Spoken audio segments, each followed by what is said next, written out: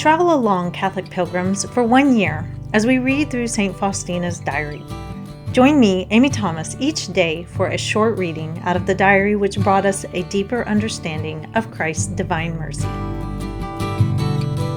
Hello, Catholic pilgrims. It's that time again.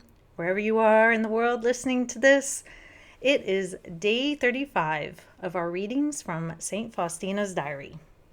So today is a continuation of what we were reading yesterday. So again, pretty dark stuff, but again, important stuff to read because we are either going to be faced with this kind of stuff ourselves or someone that we know will be faced with these kinds of sufferings. So we want to be prepared.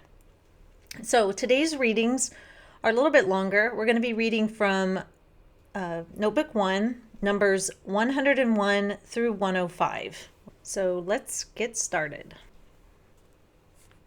Jesus, you alone know how the soul, engulfed in darkness, moans in the midst of these torments, and despite all this, thirsts for God as burning lips thirst for water.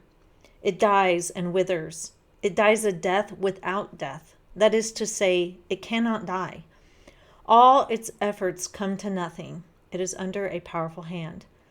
Now the soul comes under the power of the Just One. All exterior temptations cease. All that surrounds it becomes silent, like a dying person who loses contact with everything around it. The person's entire soul is in the hand of the just God, the thrice holy God, rejected for all eternity. This is the culminating moment, and God alone can test a soul in this way because He alone knows what the soul can endure. When the soul has been saturated through and through by this infernal fire, it is, as it were, cast headlong into great despair. My soul experienced this moment when I was alone in my cell.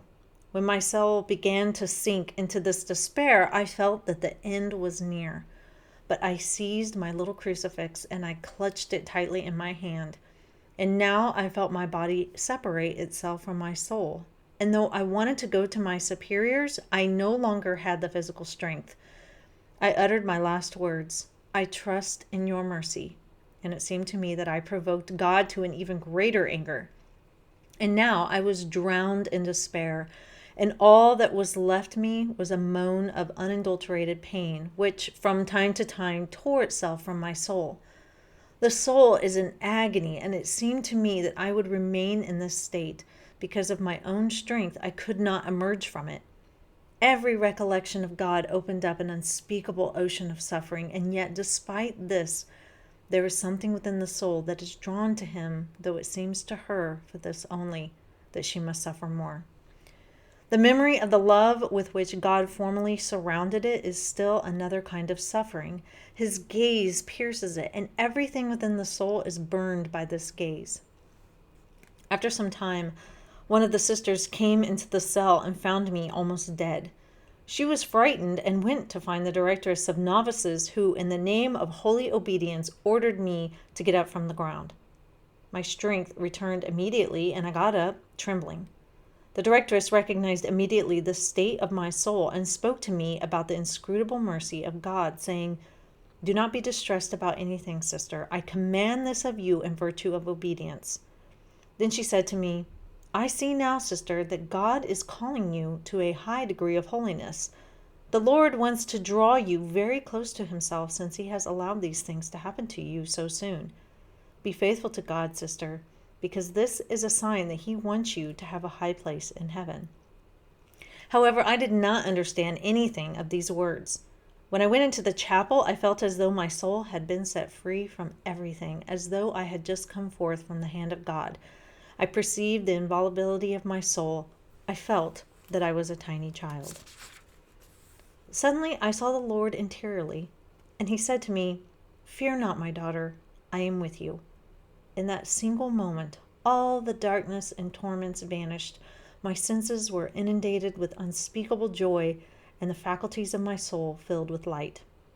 I want to add that although my soul was already in the rays of His love, traces of my past tortures remained on my body for 2 days. A deathly pale face and bloodshot eyes. Jesus alone knows what I suffered. What I have written is very poor compared to the reality. I cannot put it in words. It seemed to me that I had come back from the other world. I feel an aversion for everything that is created. I snuggle to the heart of God like a baby to its mother's breast. I see everything differently now. I am conscious of what the Lord, by one single word, has done in my soul, and I live by it.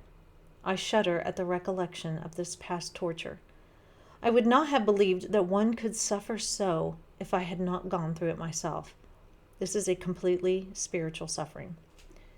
However, in all these sufferings and struggles, I was not omitting Holy Communion.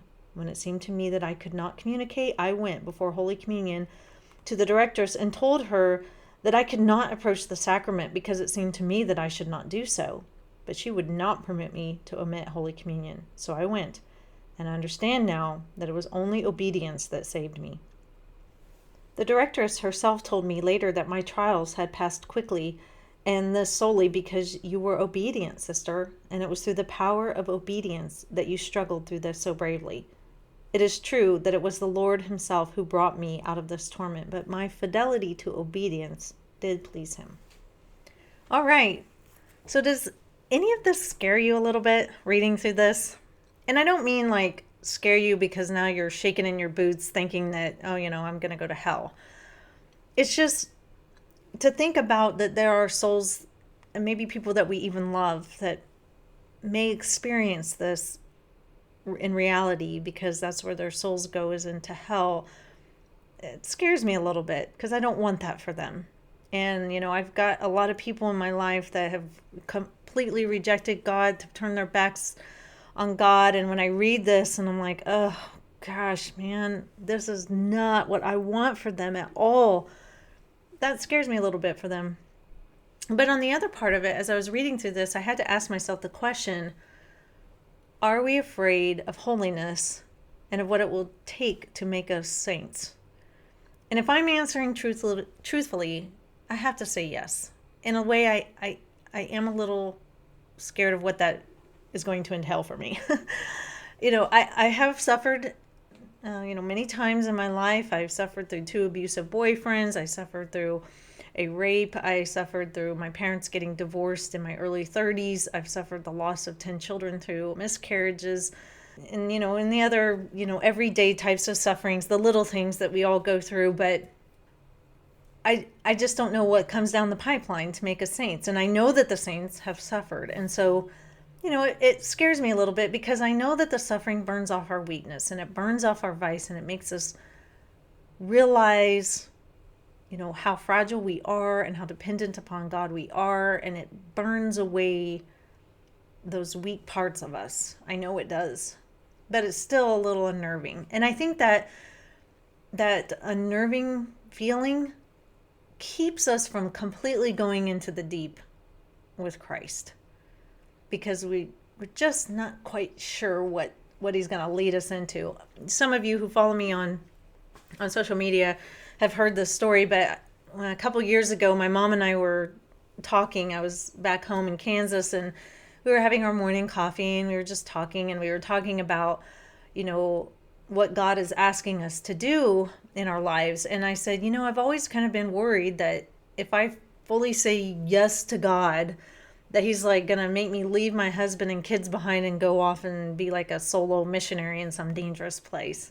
And my mom laughed and she's like, me too. And I said, and in a way, I know that's ridiculous because God wouldn't ask me, would place upon my heart to enter into the sacrament of marriage and then want me to abandon my husband. And, he wouldn't want me to abandon the children that he's given to me as a gift. It's my responsibility and, my duty to raise them and raise them well. And, he's not going to ask me to do that because that would go against my vows. But still, there's that fear in my head where it's like, oh, man, what is he going to ask me to do? Is he going to ask me to go live in a leper colony like St. Damien? Is he going to ask me to go fight on the front battle line like, St. Joan of Arc? Is he going to ask me to, stand in front of, some horrible enemy like St. Leo did with the Huns? I mean, what is it going to be? I don't know exactly what it's going to be. And so that's a little unnerving. in a way, I kind of wish God would be like, when you're 52, this is going to happen, and so you can prepare yourself. And when you're, 65, you're going to have this happen, so prepare yourself. But that's not how life goes. But nevertheless, God prepares us all along the way for our sainthood. If we, are obedient to Him, we trust in Him, and we continue with the sacraments and everything like that, He's going to prepare us for whatever is to come, and we have to trust in that. But it's still, it's still a little unnerving. It's still a little scary of what our holiness is going to look like, what our sainthood is going to entail. And I think that's, I think it holds a lot of Christians back, because we like to be Christian, and we like that, we like going to Mass, and we like receiving the sacraments. But when it comes down to the suffering that we're going to endure, and the trials that we're going to have to go through to become saints, that makes us all a little nervous, I think. Maybe not. Maybe there are people who are like, bring it on, like Lieutenant Dan in Forrest Gump. He's on the, on the edge of the boat in that great hurricane. He's like, "Is this all you got? Bring it on." I mean, maybe there are some people like that. I'm not one of them, so maybe that's a fault of me. But what I want to encourage you in is that, Sister Faustina is going through these amazing torments and this incredible agony.